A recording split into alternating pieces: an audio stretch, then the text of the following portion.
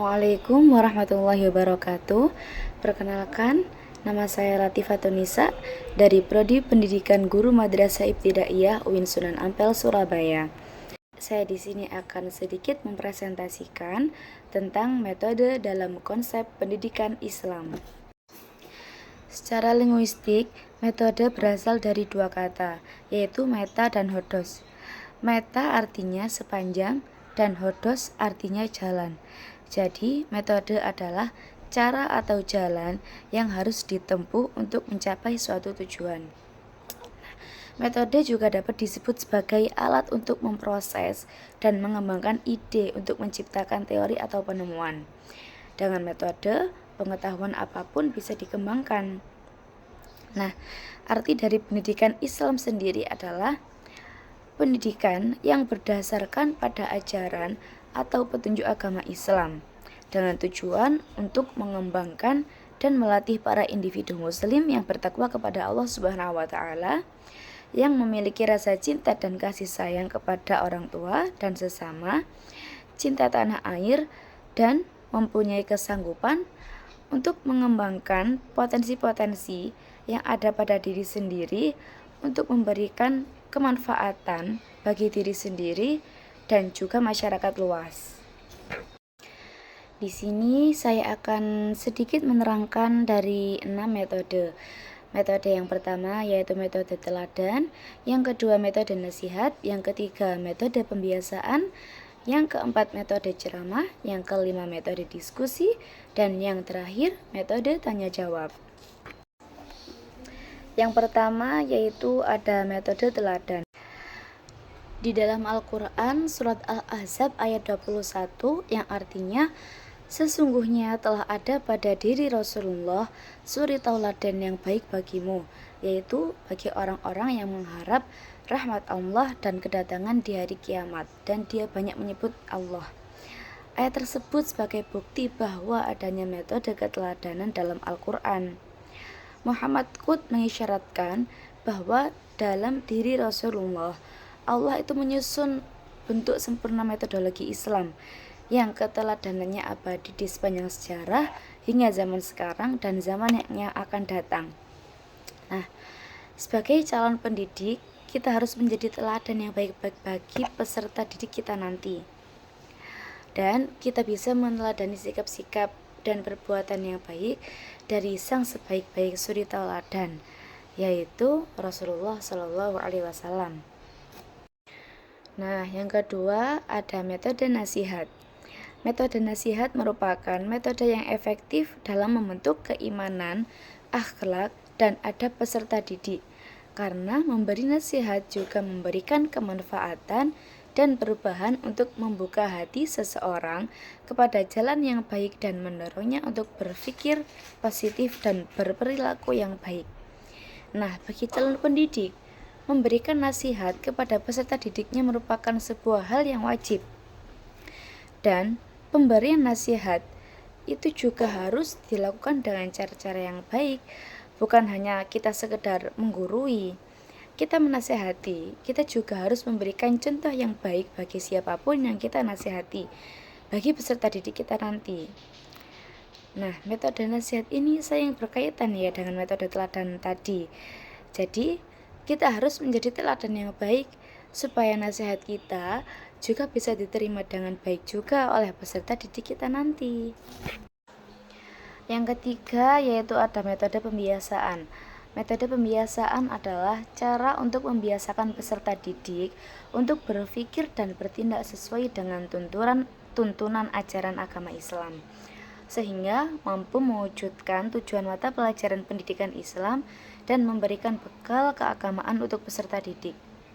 Sebab pengetahuan dan tingkah laku yang diperoleh dari pembiasaan akan sulit untuk diubah dan dihilangkan, sehingga metode pembiasaan ini sangat berguna dalam proses mendidik.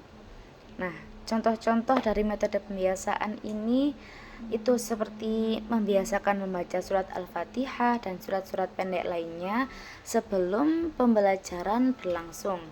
Yang kedua, membiasakan untuk peserta didik melaksanakan sholat duha dan sholat duhur berjamaah di sekolah. Dan secara tidak sengaja mereka juga akan hafal dengan surat-surat pendek tersebut tanpa mereka menghafalnya terlebih dahulu. Karena setiap hari mereka melantunkannya, setiap hari mereka membacanya sebelum pembelajaran berlangsung. Dan pada saat sekolah libur, insya Allah mereka juga akan terbiasa melaksanakan sholat duha dan sholat-sholat wajib lainnya berjamaah bersama keluarganya. Tetapi tetap ada pantauan dan pembiasaan baik dari keluarganya juga.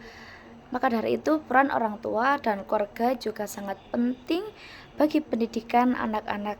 Yang keempat yaitu ada metode ceramah. Metode ceramah adalah metode mengajar yang disampaikan langsung secara lisan oleh guru kepada peserta didik terkait materi yang diajarkan. Metode ini termasuk salah satu metode yang sering digunakan hingga saat ini. Penyampaian materi oleh guru akan berpengaruh pada kualitas materi yang diterima oleh peserta didik. Maka dari itu, guru harus mampu mengolah penyampaian materi sekreatif mungkin dan membangun suasana kelas yang menarik tetapi tetap kondusif. Yang kelima yaitu ada metode diskusi. Metode diskusi adalah interaksi antara sesama peserta didik dan guru dalam membahas atau mencari solusi terhadap materi pembelajaran. Nah, metode ini dapat merangsang peserta didik untuk berpikir kritis dan mengeluarkan pendapatnya, sehingga dapat melatih mental dan meningkatkan rasa percaya diri. Dalam pembelajaran pendidikan Islam, metode ini dipercaya sebagai metode yang tepat dalam menyebarkan ilmu yang bermanfaat dan pemahaman yang lebih mendalam. Yang terakhir ada metode tanya jawab. Dalam Al-Quran surat Al-Baqarah ayat 189 yang berbunyi, Bismillahirrahmanirrahim, Yas'alunaka 'anil ahillah, Qul hiya mawaqitu lin-nasi wal hajj, wa laysal birru bi an ta'tul buyuta min dhuhuriha, walakinnal birra man ittaqa, wa'tul buyuta min abwabiha, wattaqullaha la'allakum tuflihun. Pada ayat tersebut terdapat 3 keterangan, yaitu yang pertama tentang pertanyaan sahabat yang menanyakan tentang hilal, yang kedua keterangan tentang memasuki rumah melalui pintunya, dan yang ketiga perintah bertakwa kepada Allah. Nah, dapat diketahui bahwa Nabi Muhammad SAW juga menggunakan metode tanya jawab dalam memberikan pengetahuan kepada para sahabat. Dan alhasil para sahabat juga mampu untuk memahami dari keterangan yang diberikan oleh Nabi Muhammad SAW. Metode tanya jawab memberi kesempatan kepada peserta didik untuk bertanya tentang sesuatu yang tidak mereka pahami. Pada dasarnya, metode tanya jawab adalah tindak lanjut dari penyajian metode ceramah yang disampaikan oleh pendidik. Metode tanya jawab merupakan metode yang memungkinkan adanya komunikasi langsung yang bersifat two-way traffic, sebab pada saat yang sama terjadi dialog antara guru dan siswa, sehingga terjadi hubungan timbal balik antara guru dan siswa. Metode ini juga bertujuan untuk mengetahui sampai sejauh mana materi pelajaran yang telah dikuasai oleh siswa. Dengan demikian, metode tanya jawab menjadi sebuah metode yang menarik dalam pembelajaran, karena peserta didik akan menjadi aktif dengan memberikan pertanyaan-pertanyaan tentang apa yang belum mereka ketahui, sehingga pengetahuan yang mereka dapat lebih bisa tertanam dalam pikiran mereka. Tentunya, metode ini dapat dikembangkan sesuai dengan kondisi peserta didik masing-masing. Demikian sedikit presentasi dari saya. Apabila masih banyak salah dan kurangnya dari materi-materi yang saya sampaikan tadi, mohon maaf yang sebesar-besarnya. Terima kasih sudah menonton video saya, semoga dapat bermanfaat bagi kita semua. Wassalamualaikum warahmatullahi wabarakatuh.